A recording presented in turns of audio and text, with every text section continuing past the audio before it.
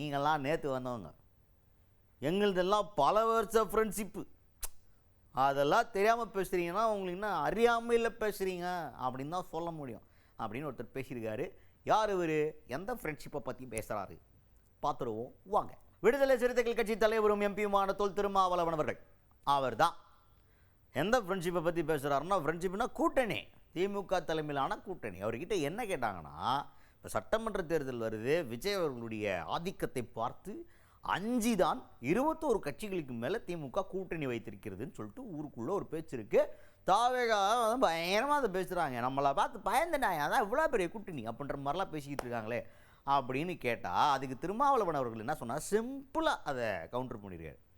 தம்பி, இந்த கூட்டணி எல்லாம் பல வருஷமாக இருக்குது, தாவேகா ஆரம்பிச்சது இப்போ, அது கூட தெரியலன்னா ஒன்றும் பண்ணுறக்கு இல்லை. ஒன்று அது அறியாமையில் இக்னரன்ஸில் பேசுகிறதுன்னு நினச்சி விடலாம். அப்படி இல்லைன்னா பேசணுங்கிற பிதற்றல், சும்மா உளர்றது, எதையாவது உளறி வைப்போம் அப்படின்னு பேசுகிறதுன்னு எடுத்துக்கலாம், வேறு ஒன்றும் எடுத்துக்க முடியாது அதிலிருந்து அப்படின்ற மாதிரி பேசியிருக்காரு திருமாவளவன் அவர்கள். இந்த கருத்தை சொல்லுகிறவர்கள் தான் பதற்றத்தில் இருக்கிறார்கள், பயத்தில் இருக்கிறார்கள். திமுக கூட்டணி இவர் கட்சி தொடங்குவதற்கு முன்பே உருவான கூட்டணி. இதில் ஓரிரு கட்சிகள் இப்போ புதிதாக சேர்ந்திருக்கின்றன, அவ்வளவுதான். ஏற்கனவே இது ஒரு மெகா கூட்டணி தான். தமிழக வெற்றி கழகம் உருவாவதற்கு முன்பே உருவான மெகா கூட்டணி. அவர் வந்த பிறகுதான் இது உருவானது என்று சொல்லுவது அரசியல் அறியாமை அல்லது வெறும் பிதற்றல். அதுக்கு அடுத்தது நெக்ஸ்ட் என்ன அப்படின்னு பார்த்தீங்கன்னா, பீகாரில் நிதிஷ்குமாருக்கு நடந்த சோகமான சம்பவம். முதல்வர் பதவியிலேருந்து ராஜினாமா பண்ணிட்டு டெல்லிக்கு ஜாவ் அப்படின்ட்டாங்க.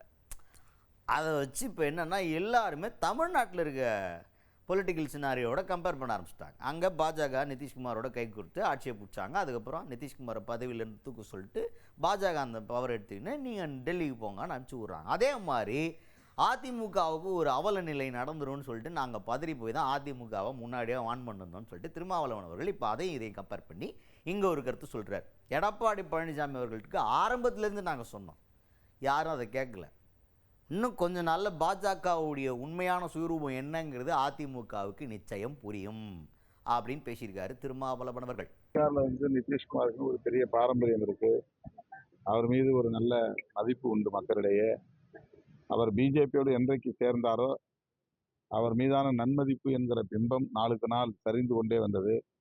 இப்போது அவரை ராஜினாமா செய்ய வைக்கக்கூடிய அளவுக்கு அவருடைய நிலைமை போயிருக்கிறது என்பது உள்ளபடியே கவலை அளிக்கிறது. அவர் முதலமைச்சர் பொறுப்பிலிருந்து விலகி ராஜ்யசபா மெம்பர் ஆகக்கூடிய அளவுக்கான நிலையை பாரதிய ஜனதா உருவாக்கி இருக்கிறது. இந்த நிலை அதிமுகவுக்கு வந்துவிடக் கூடாது என்றுதான் தொடக்கத்திலிருந்தே நான் சுட்டிக்காட்டியிருக்கிறேன். ஆனால் அந்த நேரத்தில் அதிமுகவினர் என்னை கடுமையாக விமர்சித்தார்கள். போக போக அவர்கள் பாஜகவை புரிந்து கொள்வார்கள், என்னுடைய கருத்துக்களையும் புரிந்து கொள்வார்கள்.